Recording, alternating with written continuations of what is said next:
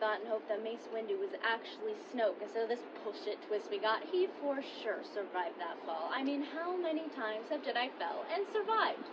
Hell, Darth Maul was even chopped in half and fell and still lived. And yeah, I know Snoke is white and Mace is black. He either had that same disease Michael Jackson had, or he was deformed from the Force lightning from Palpatine. Mace always had a little dark side in him. I mean, look at his lightsaber. It's purple, like some of those Sith from the KOTOR video games, like Darth Raven, for example. And no, don't be racist. It's not because he's a black guy like Luke Ahsoka. After what Anakin did, he wanted revenge on all the Skywalkers. I mean, why would Snoke be so obsessed with Luke? And get this, Kylo Ren, who was trained by Snoke, has the exact same fighting style and lightsaber form as Mace Windu. And the biggest twist, bigger than Darth Vader being his father, is that our hero Finn is related to Snoke, aka Mace Windu.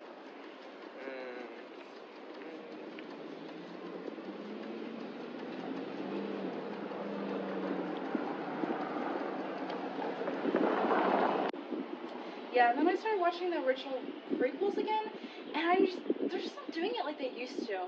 So of course when I started playing the video games, because obviously the comics had matched up with the video games, and I'm sitting here thinking like, the Sith are the good guys the whole time. And then I also started thinking about like, how they are training children with lightsabers. Like, I wouldn't even trust a normal person with a lightsaber, let alone children. So honestly, it was just really amazing how they ended up doing that. And yeah, I really do think that the Sith are the good people, and I really think more people should come to that.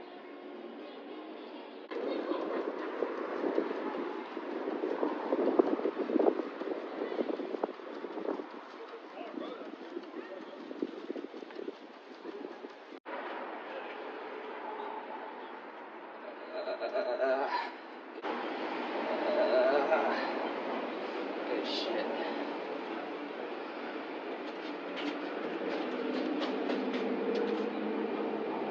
Oh, hi. I'm Barf Jr.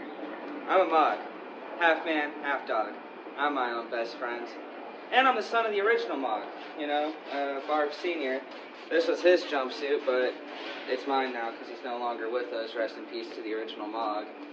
Speaking of, I never realized just how much Disney Star Wars actually ripped off my father's adventures. Foreman's Casino Planet trying to tell us how capitalism is bad, or when our so-called heroes got arrested for illegally parking.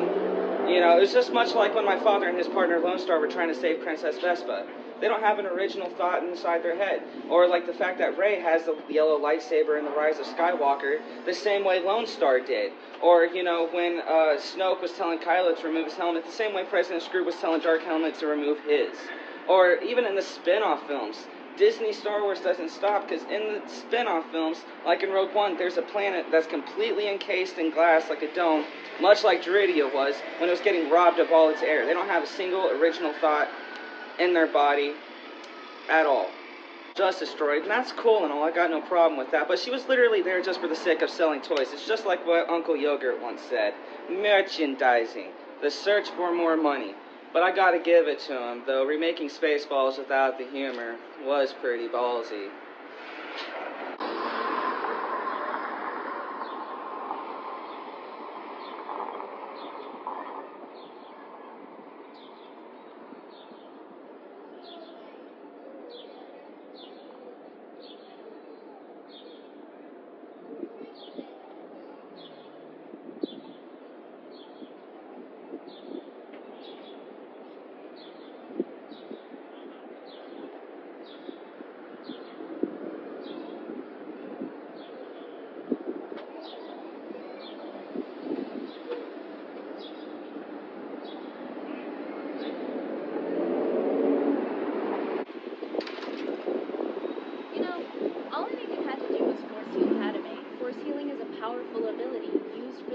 previous Jedi, Anakin had this power and he didn't think to, I don't know, use it?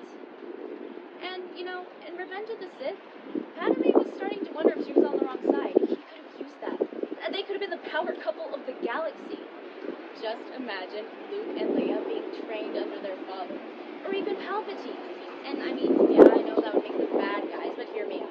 At least we wouldn't have had to deal with that awkward kiss.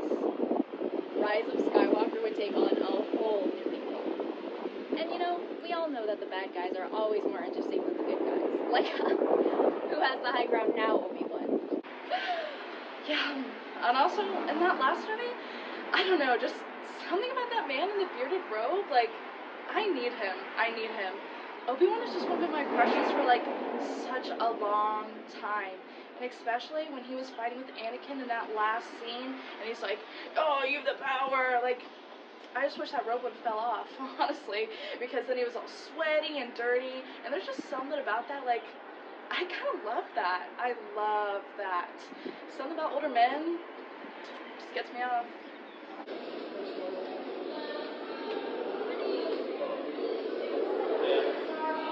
But don't get me started on Star Wars, though, because that Obi-Wan Kenobi wakens my gender fluidity like no other. If you get me alone in a room with him, I will turn into a she/her so fucking fast.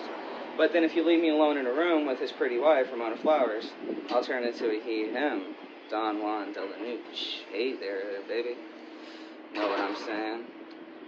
But if you get me into a glorious threesome with the both of them, got me turning to that whole they-them thing. Hey, being freaky is in my nature. I'm a naughty-ass mom. Anyway. You know, speaking of Obi-Wan, I was talking to a friend of mine the other day about which Star Wars guy would be the hottest to date, and I for sure picked Obi-Wan. He is criminally undershadowed by all those Anakin simps out there. I mean, whatever floats your boat, but we all know how that turned out. And then, I mean, we have the Han Solo simp, and I get that he's a badass, but so emotionally unavailable. And then there's Kylo Ren. Here, listen. If I had to pick between Kylo Ren and Jar Jar Binks, I'd pick Jar Jar Binks. I guess Luke is alright, but I would never trust a guy who can kiss his own sister, let alone the fact that I'm still mad at him for the shit he pulled in The Last Jedi. Obi-Wan would never. And plus, if you go with Obi-Wan, you get that delicious forbidden love trope because, you know, he's a Jedi and all. And I mean, yeah, you could get that with Anakin, and Luke too, but I just feel like it wouldn't be as dramatic, since I feel like, well, we know how easy it was for Anakin to break the sacred rules, but I feel like it'd be much harder for Obi-Wan. Not to mention, I mean, I think I could get used to hearing hello there every morning.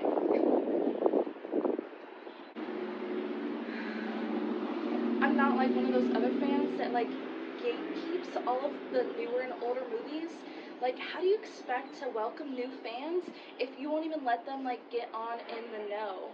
I could never be one of those that gatekeeps, but also because Star Wars is just so good for its time, and you want everybody to be able to enjoy it, so I don't really understand why other people are gatekeeping. Like, you're not that cool. If you gatekeep Star Wars, I know that you probably live in your mom's basement, and you probably don't even know what deodorant is, so, but that's just my opinion, honestly, so. Alright. Thank you. Thank you so much. Anyway, what can I do you for? Opinions? Oh man, I got opinions for days. I could just go on and on all day, especially like if you just get me going. I just want to stop, man. Say, do you want to know the difference between a tangent and a rant? A tangent is when you love something so much that you can just go on about it forever.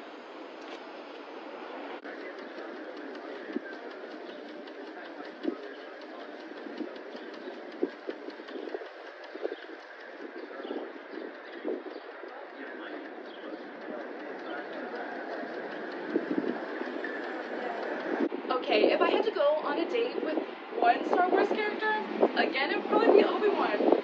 I don't know why, but something about him in that robe, and then a man who just, like, really, really cares. And a man with beard. No, I didn't grow up with a father, but I just don't think that's related.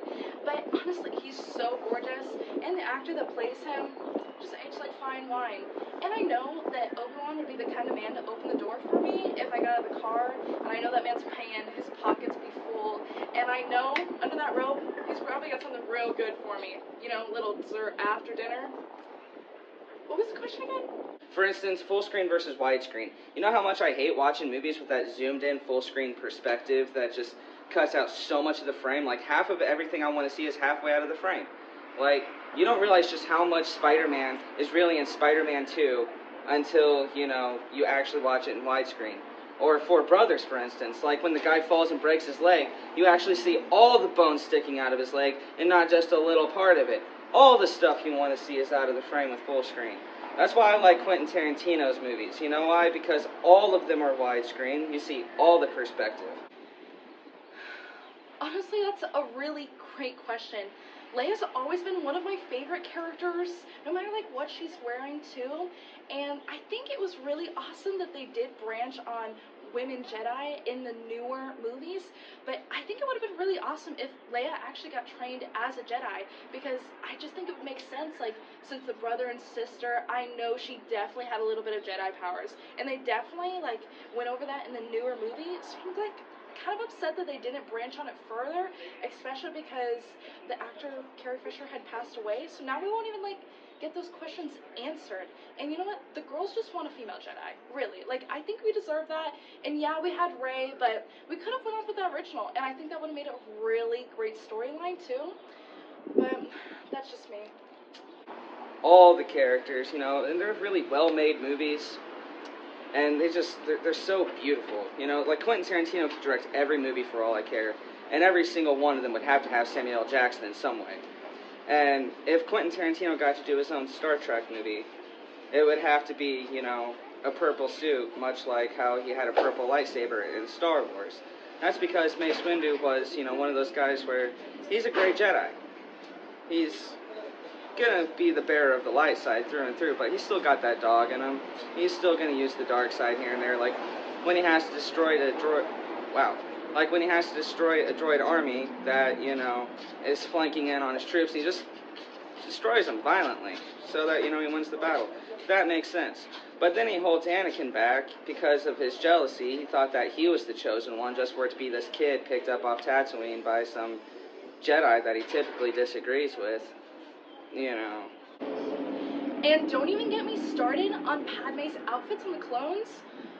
Oh my gosh, like, that costuming director, I hope they were treated well. I hope they got a nice big fat dinner, because I mean, the silks, the colors, the way they had invented an entire wardrobe, like, especially it's so hard because you're in space and you're creating this entire different universe. So to do something super original like that, that deserves an award. Like, my dream wedding, my daily pics, if I could wear absolutely anything, it would definitely be those gorgeous robes that they had designed for her, especially the gold one or the purple one where they're out in the field. It's really, really gorgeous. And not to mention that little cunty number that they did with the white crop top and the white pants and the belt. That was serving. And especially the way that they incorporated like 2000s fashion into it was really great. And I think everybody's happy with it because, you know, it's just her. She's just so gorgeous. It was really great. Costumings are probably my favorite part about it. Did you know that George Lucas wanted Tupac Shakur to be Mace Windu before he died? I'd love to wake up in a world where it's that timeline. I'm really anxious if this movie frickin' sucks. Because you know how movie theaters are right now? You pay $30 a ticket, and to waste my hard money like that, and I totally get it with the original fans and how the last franchise was, but hot take, like, I was just really disappointed with it. There were so many original storylines that we could have went with, and then there was just like so much forced diversity, which they're doing, and now Disney owns Star Wars. So is Rey and Leia Disney princesses now? Like, I just don't get it. Or even worse, is Darth Vader a Disney prince? Like, I just don't really get the whole franchise like that. So this movie better be up to my standards. Because if I'm paying $30 to sit in a movie theater for a disappointing thing, which I'm just like a diehard fan of, I'll just be upset. What if Samuel L. Jackson was in a Quentin Tarantino directed Lord of the Rings? That would be the shit, man. Like, he would have to say some legendary shit like, I'm tired of these motherfucking orcs in my motherfucking Middle Earth. Or, even better, yes, those orcs deserve to die, and I hope they burn in hell. Or, do they speak Elvish and what?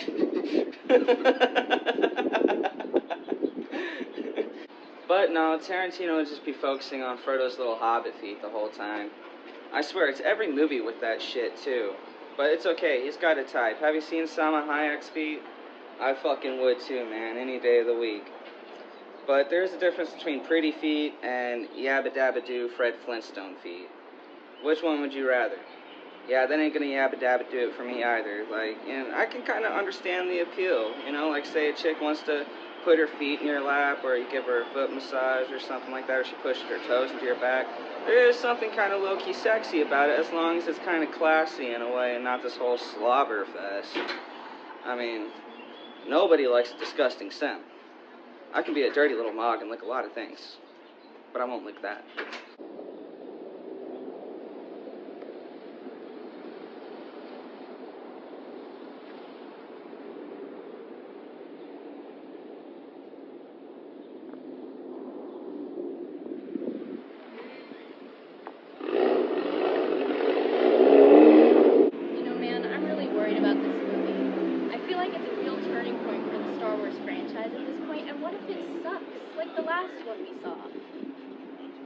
I mean, honestly, just like the Marvel franchise right now. You don't even know how hard it is to be a female fan. Not only are you getting stupid questions like, oh, did you even watch all the movies, blah, blah, blah, and then all the boyfriends that you find that just happen to like Star Wars, they're always asking you to wear that one bikini, Slave Leia from A New Hope. And that's just really hard because, like, it's a really great costume, but it just means more to me. Like, just because I'm a girl, I can like Star Wars. I can enjoy it. And even better, I'm a Star Wars fan that owns deodorant. And I think that's really important. So I don't really understand, but I don't really get treated like the other Star Wars characters. And sometimes I think it's because I'm a girl. It's just not fair. What are you? I'm a mob. Half man, half dog. I'm my own best friend.